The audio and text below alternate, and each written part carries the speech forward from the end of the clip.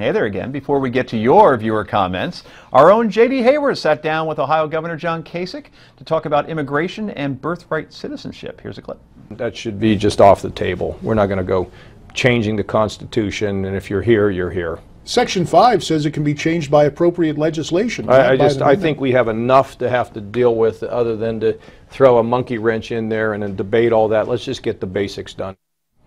He's so pragmatic and climbing in the polls slowly but surely, now in the top 6. Anyway, Kasich went on to say, if people come in and they're born in America, then they're Americans as far as I'm concerned. So if you want to hear more from that interview, be sure to tune into Newsmax Prime tonight with our friend JD at 8 p.m. Eastern Time. Okay, first, let's read a comment from Ken, hot off the press. This is literally hot. He says, maybe when so-called moderate Muslims start speaking out about the atrocities committed by radical Muslims and openly condemn, in caps mind you, the acts of groups like Hamas, Hezbollah, ISIS, the Taliban, Al-Qaeda act, then maybe those of us who have issues with Islam and Muslims will start to ease our stance. And Rick, you agree, I'm sure. Well, I love that you made the point, because I got to share a secret with you. I once said something very similar on the radio, and boy did I get an earful from members of the Muslim community, and I promised that I would go off and do my homework, and I did.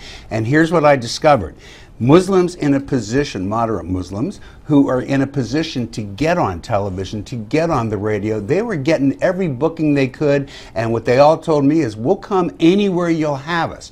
You have to be fair and realize that, I don't know, 99% of that moderate Muslim you're talking about, just like everybody else, man. They get up and go to work in the morning, they earn a living, they come home at night, they spend some time with their kids, and they go to bed to get ready for the next day. They aren't people who can be out there selling the cause of what you're asking them to do. It can only be those people who can get booked. And I'll tell you what, they're not getting booked as much as they should be. They are trying. And even the newspapers, I did a study on this, when they go out there and they do these things and they protest against Islamic militancy, the papers don't cover it because it's not a good story. When they go out there and they support the Islamic radicals, then the newspapers show up because that's a great story. So we have to put some reality into that. Okay, we'll have to leave that here. We have more comments to get to. We asked you, who should replace John Boehner as Speaker of the House? Lois says, I don't feel that any of the current sitting representatives should be promoted to Speaker in light of the abysmal job they are currently doing. I believe Congress is at a 14% approval right now.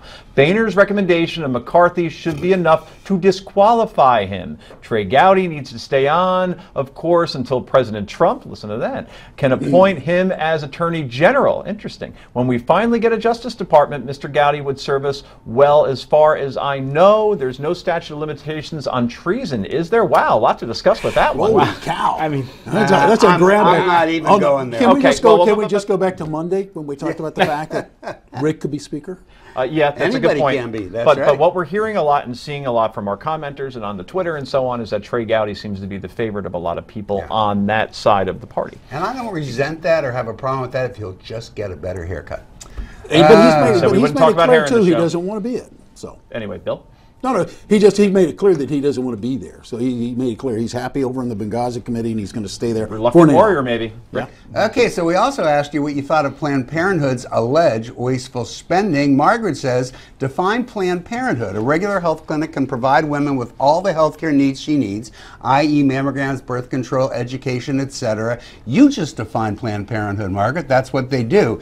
Yes, it's a wasteful spending program that we don't need. You know, you may be right, Margaret. I'm just going to throw this in, but I found it very hard to listen to a congressman try and make that point, given how wasteful their spending is and how he's being overpaid. Staying with that theme, Patrick says, I think there should be a government shutdown. Democrats and the mainstream media make it sound like the whole country will come to a screeching halt when, in fact, only non-essential agencies will stop operating. The GOP should force a shutdown and let President Obama explain why. Unger. Lenny says, I don't understand why Planned Parenthood is even needed. We have Obamacare, so doesn't that make Planned Parenthood redundant? No, it doesn't. As far as abortions are concerned, taxpayers should not have have to fund that, get it done privately, or have the baby. Lenny, just a couple quick things. Taxpayers do not fund abortions. It's against the law. Planned Parenthood is a provider.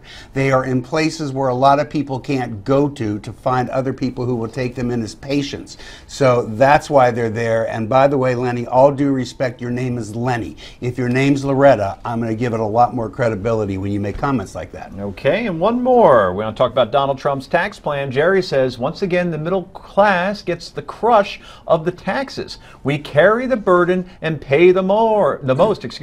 No more, get fair.